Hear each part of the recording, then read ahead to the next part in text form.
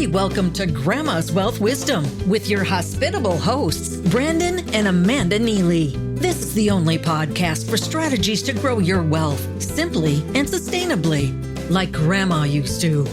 Without further ado, here are your hosts.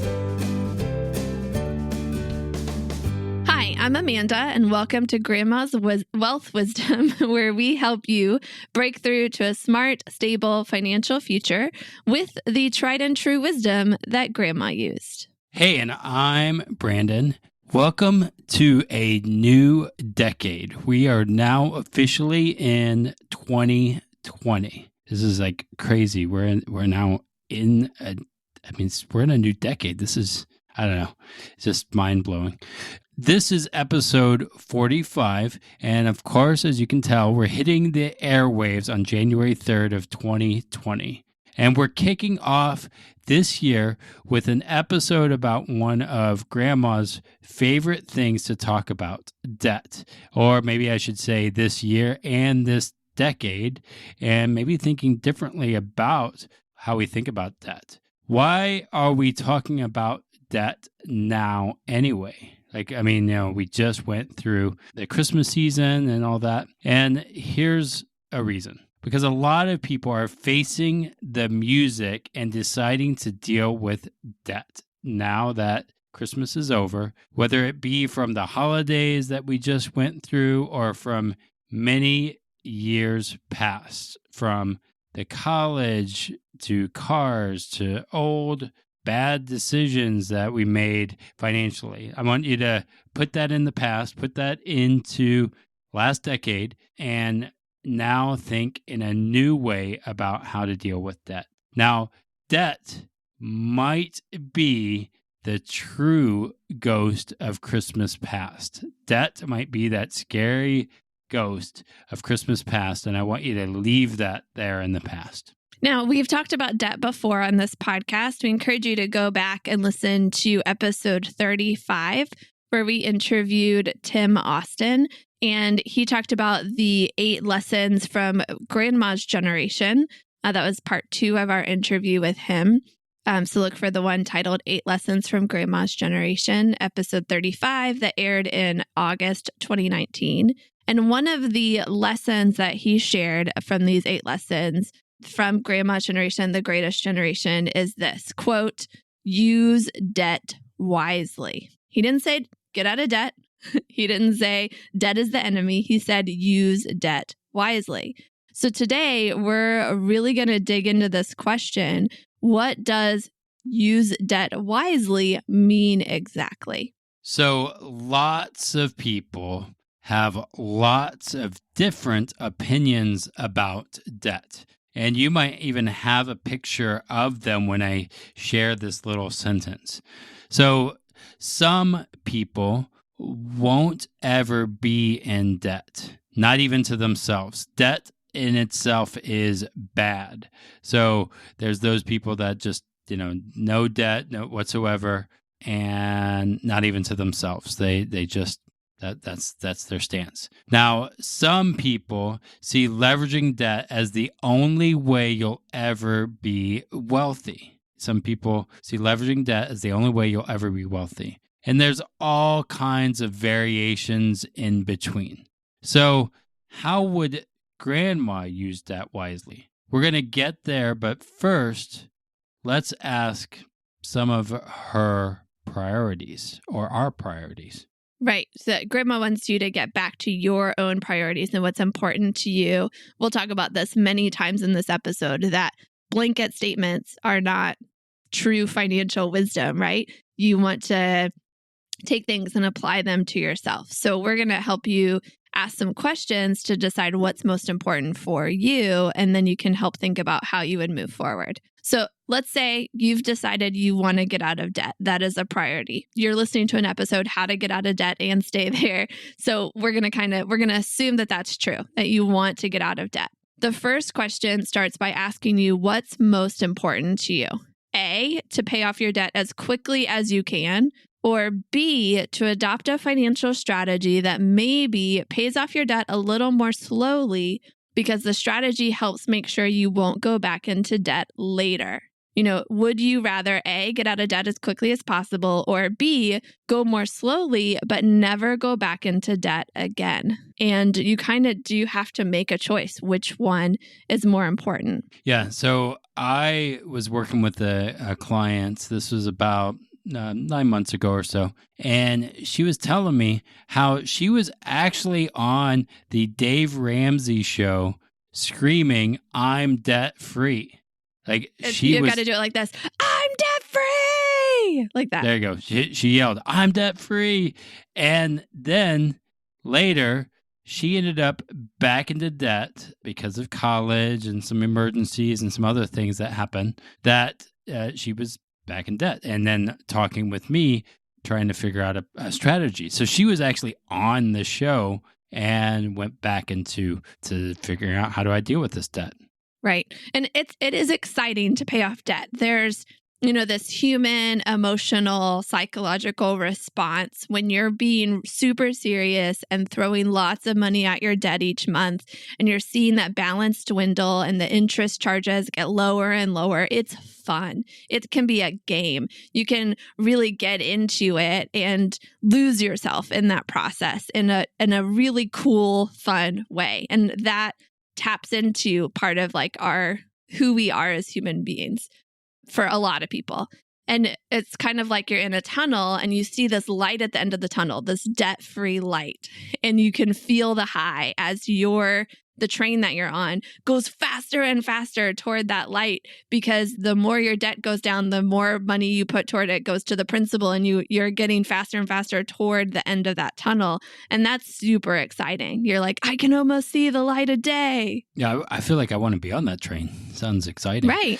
But then the challenge is you get out of that, and then you go back into the tunnel, because guess what? Life happens. Things happen that cause us to need, money. It's one of those things we actually need to survive, pay bills, whatever. And that's what happened to my client. She ended up back into that dark tunnel and trying to figure out, how do I get out again? And that was a hard thing for her. Yeah. Think about it this way. I mean, we all want to throw a student loan burning party. We've paid off our loans. We can burn all that paperwork that's sitting in a big pile or in our filing cabinet or whatever it is. But once we throw that party, we burn the paperwork. We probably wouldn't go get another 6-figure student loan just after we finish paying off the last one. We wouldn't choose that, right? But wait at least a few months. Hopefully. Maybe. But there are other types of debt, right? Student loans not the only type of debt.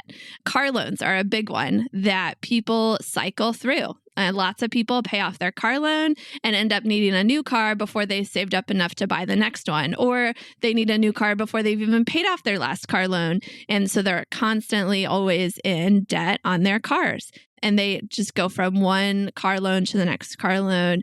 So that kind of shows you they get out of one tunnel, they go into the next tunnel. That maybe they never leave the tunnel. It's kind of a way to think about it that way. Yeah, that's a lot of people, actually. So what if instead of focusing on paying off the debt as quickly as possible, you shifted your focus more towards building your net worth? Yeah. What if you paid your minimum on the car loan, but instead of dumping extra on top of your car payment, you put that extra aside for a number of years so that you could pay cash for the car the next time you needed it.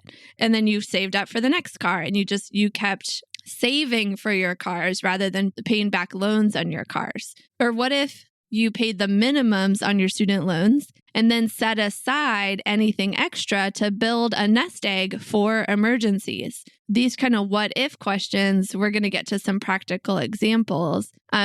But we talked about the student loan burning party. When you're thinking this way about your net worth, something else happens. Yeah, we possibly could have my net worth just reached an all-time high party. That would be awesome. Whenever we reach a certain number, then we go to the next one. But if your net worth keeps growing, you're going to have a party almost every day, it sounds like. Yeah. And if we did this kind of thing where we, through my net worth, just reached an all-time high party, grandma revolutionaries everywhere would seriously be partying every day. So this brings us to the importance of an emergency fund and having strategic financial strategies like budgeting your true expenses.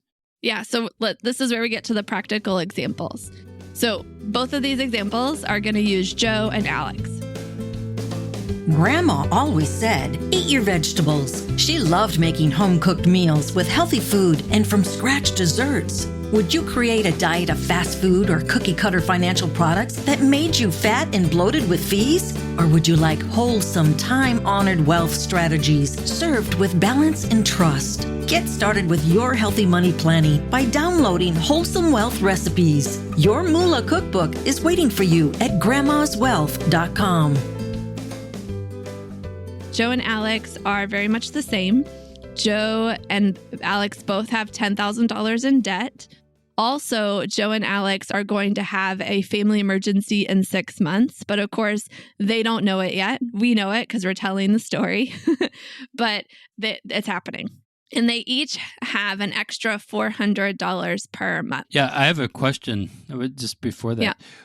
If you knew an emergency was coming in the future, knowing like, hey, there's going to be an emergency coming, would you do something different with your money knowing 6 months from now I'm going to have an emergency? Like, we don't know that, but would you would you do something different? That's an interesting question. We should maybe do an episode about that. Okay, but here's Joe and Alex. So Joe takes the strategy of paying off debt as quickly as possible. So she throws that extra $400 a month directly toward the debt, above and beyond any minimums that she's paying.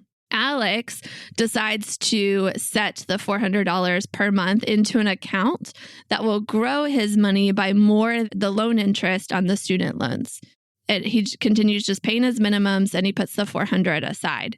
Now, what happens when the family emergency hits 6 months later? So Joe can't get any money back from the student loan company. I don't know about you. Have you ever tried to get that extra interest paid from the loan company? Like, they're not going to give it to you. So she ends up using a credit card at a super high interest rate to get through that emergency, which kind of sucks because then she went backwards.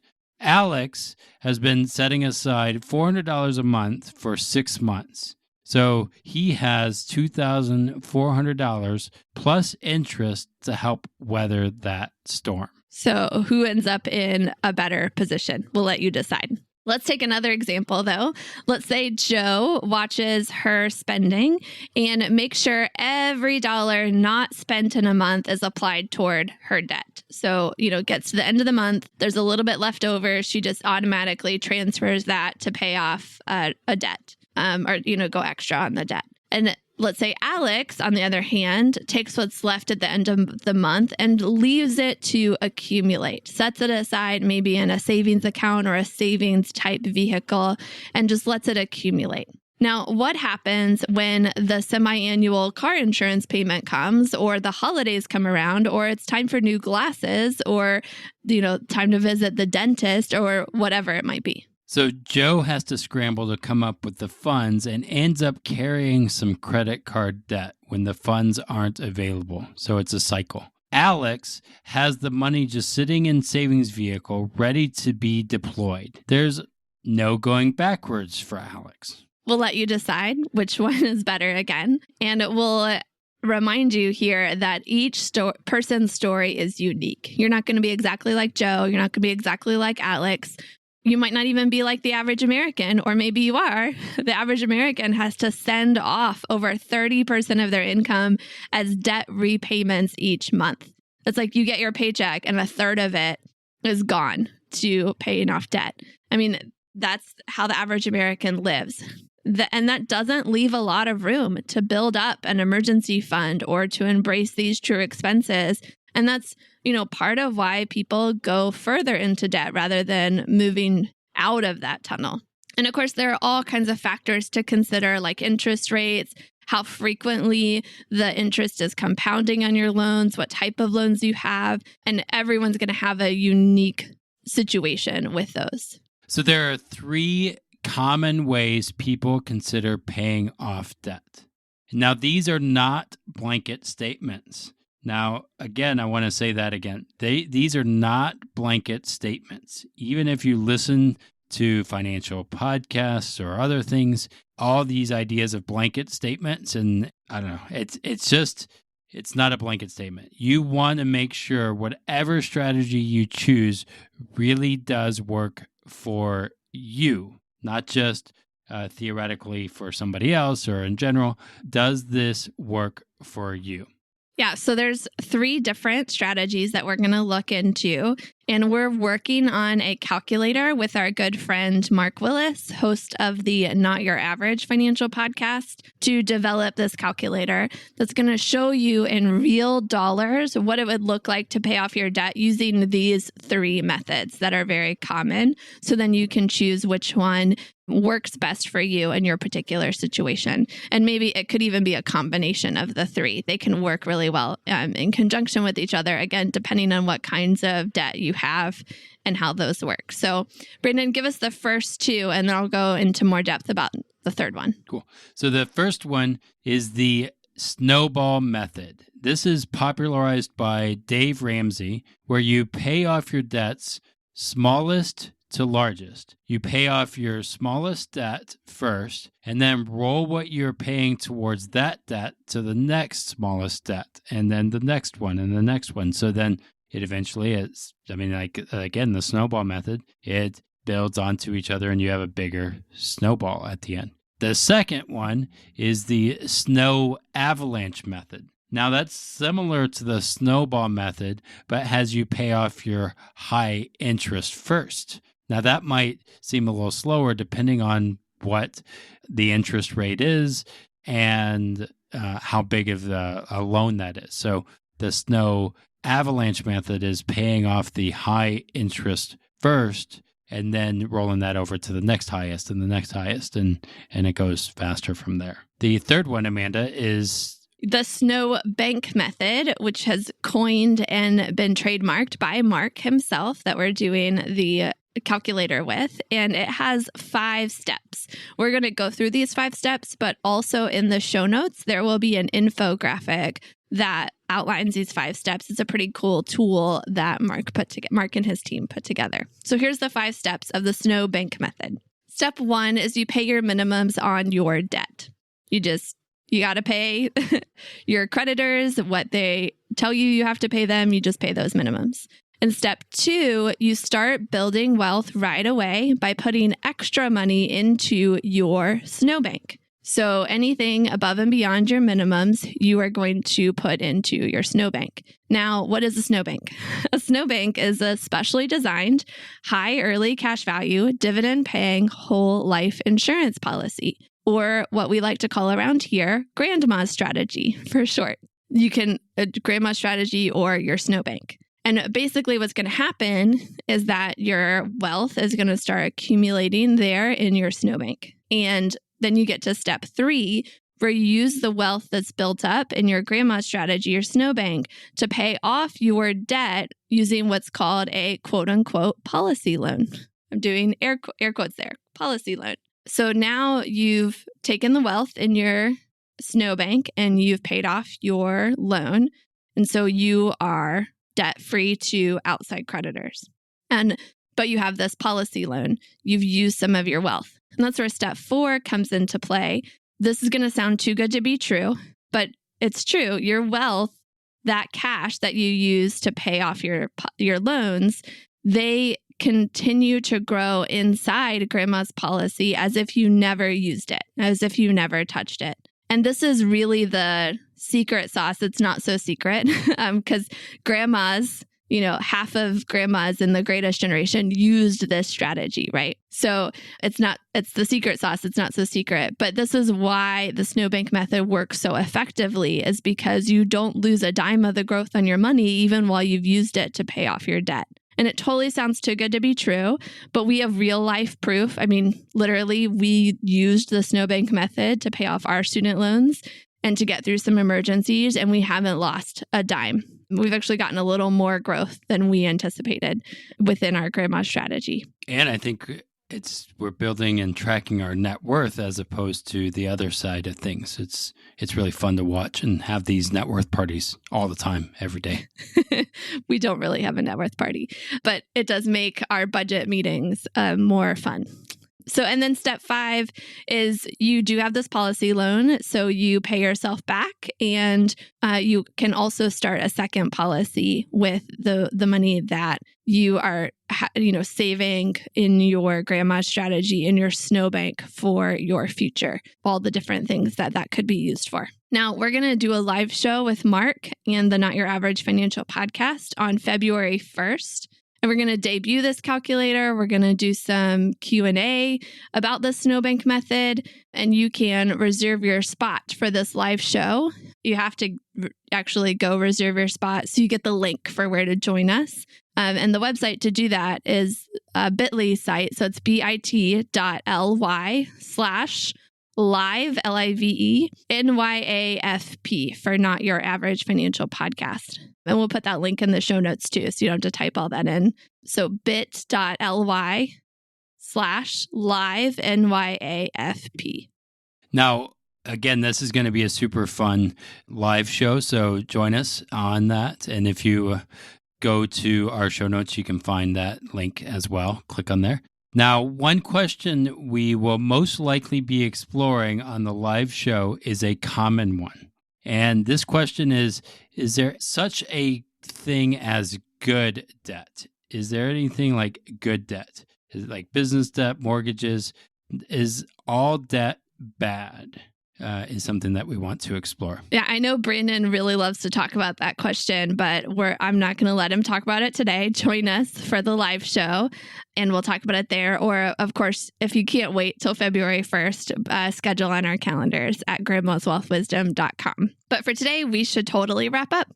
So to recap for today, Grandma likes the idea of getting out of debt, but she wants you to be able to stay out of debt too. We have 3 questions to ask yourself. Perhaps ask yourself these questions in this order as you're approaching your financial goals for 2020. Yeah, so start with this first question.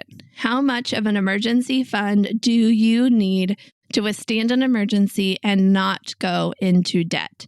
Remember, in the Great Recession, more than a few people were out of debt for 2 years or so. I mean, do you need an emergency fund like that? Or say your family lives far away. What would travel cost to get back to them in a hurry for a family emergency?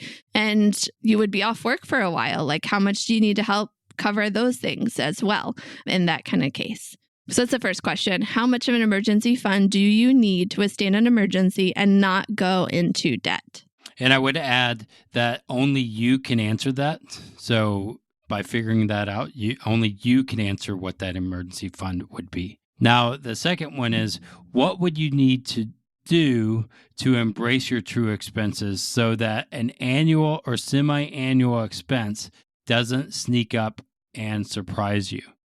For example, how much did you spend on the holidays in 2019? Could you divide that by 12 and set that aside throughout the year in 2020? Because again, Christmas is going to come in 2021 and 2022 and all that. And what about summer vacations, home owners or car insurance, back to school clothes, oil changes, dentist visits, and so on and so forth? Embrace those true expenses.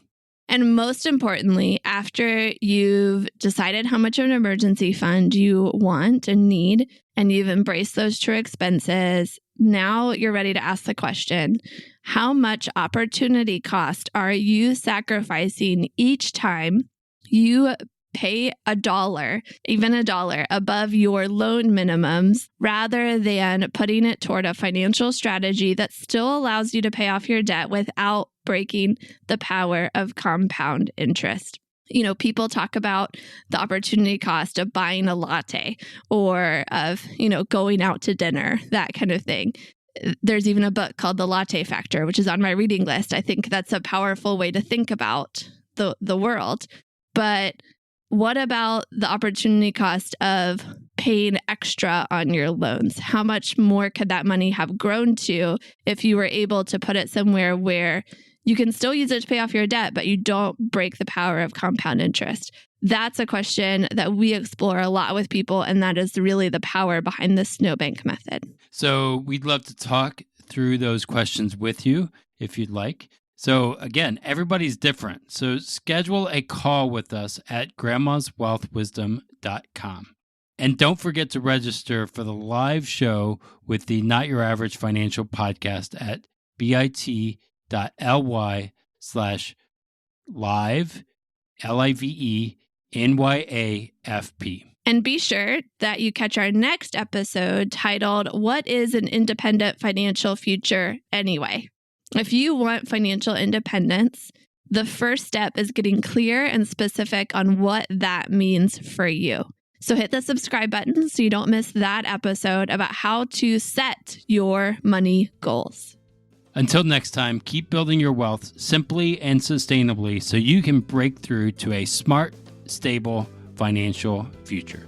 The topics presented in this podcast are for general information only and not for the purpose of providing legal, accounting, or investment advice. On such matters, please consult a professional who knows your specific situation. This is thepodcastfactory.com.